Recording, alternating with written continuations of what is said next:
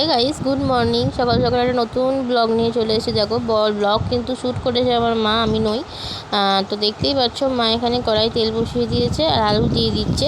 তো ভাইয়ের জন্য হবে হচ্ছে চিকেন। তোমরা অনেকেই জানো যে ভাই সকালবেলা বেরোয় রান্না করতে হয়, যারা আমার ডেইলি ব্লগার তারা অবশ্যই জানো। তো এখানে দেখো 4-5 পিস আলু দিয়ে দিচ্ছে, কারণ আমরা আলু ছাড়া চিকেন খেতে একদম ভালোবাসি না। যেহেতু ভাত দিয়ে খাবে দুপুরবেলা, আলু তো দরকারই আছে। দেখো এখানে আলুটা ভাজতে বসিয়ে এখানে মা ইন্ডাকশানে কিন্তু ভাইয়ের মতন ভাতও বসিয়ে দিয়েছে।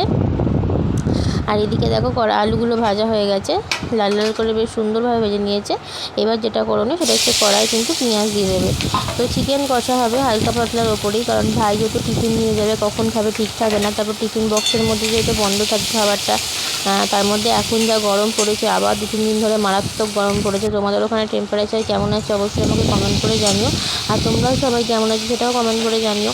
তো অনেকে আমাকে ভিডিও করছে যে আমার পুচকি কেমন আছে। আমার পুচকি ভালো আছে। এখানে দেখো মা মশলা দিয়ে দিচ্ছে, লঙ্কার গুঁড়ো, কাশ্মীরি গুঁড়ো, হলুদ গুঁড়ো, নুন, আদা বাটা, রসুন বাটা, তারপরে চিনি, মানে যা যা লাগে। তো এর আগে তো আমার ব্লগে তোমরা দেখতেই পাবে অনেকবার চিকেন রান্না করা হয়েছে, অনেকবার চিকেন রান্না তোমাদের সাথে আমি শেয়ার করেছি। দেখো এটা এমন কিছু নেই তোমাদের শেখানোর জন্য। চিকেন কিন্তু অনেক সবাই রান্না করতে পারে সব রকমভাবেই, কিন্তু যেহেতু আমাদের চ্যানেল আছে সেই জন্য যতটুকু পারি ততটুকুই তোমার সাথে শেয়ার করবো আর কি। সেই জন্যই তোমার সাথে শেয়ার করি, এর থেকে বেশি কিন্তু কিছু না। আর তোমরা যারা যারা আমার চ্যানেলকে এত ভালোবাসা দিচ্ছ, এত সাপোর্ট করছো, তাদেরকে অসংখ্য ধন্যবাদ। এবং যারা আমার ভিডিও স্কিপ করে বেরিয়ে যাচ্ছ বা একটা লাইক কমেন্ট দাও না, তাদেরকে রিকোয়েস্ট করছি প্লিজ একটা চ্যানেলে লাইক কমেন্ট দাও, তোমরাও সাপোর্ট পাবে, চিন্তা করো না। বাট আমাকে কমেন্ট করে অবশ্যই হাই লিখতে ভুলো না, হাই লিখো, আমি অবশ্যই তোমাদেরকে সাবস্ক্রাইব করে তোমার ভিডিও দেখে লাইক কমেন্ট শেয়ার করে দেবো, আমার কোনো অসুবিধা নেই। আমার দেখো একটা ভিডিও করতে গেলে সবাই সবার পাশে না থাকলে সেই ভিডিও কখনো এগোনো যায় না। তো একটা চ্যানেলকে কখনো মানে ঠিকঠাক জায়গায় দাঁড় করানো কিন্তু যায় না। তার জন্য কিন্তু সবাইকে সবার পাশে থাকতে হবে।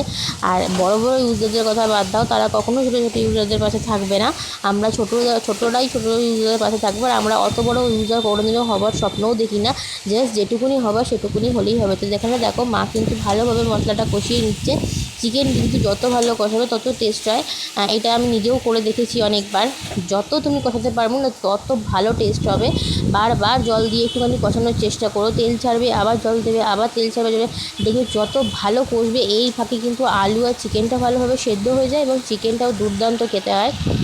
আর তোমরাও কিন্তু আমাকে ভিডিও দিও, মানে আমি ভিডিও সবাইকে মোটামুটি দেখার সময় হয় না, মাই দেখে যদিও বা, কারণ আমি এত ব্যস্ত থাকি ছেলেটাকে নিয়ে, এখন আর সময় হয় না। তার মধ্যে এত গরমের মধ্যে কোনো কিছু আর ভালোও লাগে না। আর আমার ছেলেটাকে নিয়ে না আমি বড্ড মানে কি বলবো, খুব টেনশনের মধ্যে দিয়েই আছি আর কি, একটু প্রবলেমের কারণে। আমি অবশ্যই তোমাদেরকে সেটা পরে জানাবো, এখন আমি এটা সোশ্যাল মিডিয়ার মধ্যে জানাতে চাই না, তো যার কারণে আমি জানালাম না। তো এই দেখো মা কিন্তু ভালোভাবে কষিয়ে জল ঢেলে দিয়েছে। তো চলো এবার দেখো আমরা কিন্তু ম্যাজিকের মতো রান্না করে ফেলি। দেখতেই পাচ্ছো এখানে কিন্তু আমাদের চিকেনটা কিন্তু অলমোস্ট ডান, মানে মোটামুটি কিন্তু হয়েই এসছে। তোমরা সেটা ঝোল দেখে বুঝতেই পারছো, বেশ একটা পাতলা পাতলা লাল লাল ঝোল। আমার কিন্তু মাঝে মাঝে চিকেনের পাতলা পাতলা তরকারিটাও খেতে ভীষণ ভালো লাগে। সবসময় যে আদা রসুন দিয়ে হেভি একটা তরকারি করা, মানে খুব রিচ টাইপের, এরকমও ভালো লাগে না। মাঝে মাঝে পাতলা পাতলাও বেশ খুব ভালো লাগে খেতে। তারপরে স্টু খেতেও ভীষণ ভালো লাগে, কিন্তু আমাদের বাড়িতে স্টুটা কেউ খায় না বলে ওই জন্য করে ওঠা হয় না। যাকে তোমাদের ভিডিওটা কেমন লাগলো সেটা কমেন্ট করে অবশ্যই জানিও। আর যারা আমার চ্যানেলে নতুন ভিজিট করে তাহলে আমার চ্যানেলটাকে পাশে থেকো। আর কি বলবো বলো, তোমাদেরকে স্কিপ না করে ভিডিও সবসময় পুরো দেখো।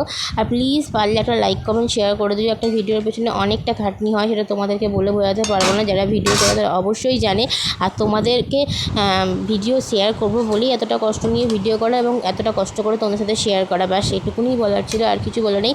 তোমরা অবশ্যই এই গরমের মধ্যে ভালো থেকো, সুস্থ থেকো, সুস্থ থাকার চেষ্টা করো, ভালো থাকার চেষ্টা করো। প্রচণ্ড গরম পড়েছে, নিজেদের যত্ন নিও। চলো এখানে দুপুরবেলা লাঞ্চ নিয়ে আমরা চলে এসেছি। ভাইকে তো এই হিসেবে করে দেওয়া হয়েছিল, আর আমাদের কিছুই হয়নি, তরকারি একটুখানি ছিল।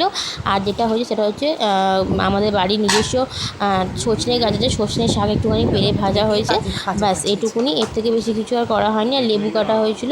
আমাদের দুপুরের খাবারটা আজকে এইরকমভাবেই হয়েছে। তোমরা দুপুরবেলা কী কী খেয়েছো অবশ্যই আমাকে কমেন্ট করে জানিও। ভিডিওটা ভালো লাগলে লাইক কমেন্ট শেয়ার করো, আবারও বলছি। আর পুরো ভিডিও দেখো। দেখা হবে নেক্সট ব্লগে খুব তাড়াতাড়ি অবশ্যই। তো দেখো আজকের মতন এইটুকুনি, দেখা হবে অন্য কোনো ব্লগে। তো টাটা, চলো ভিডিওটা পুরো দেখতে থাকো তোমরা। তো বাড়া যায় না।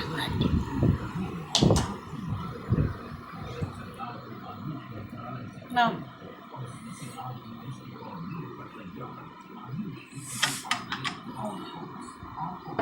শাক ভাজাটা করো।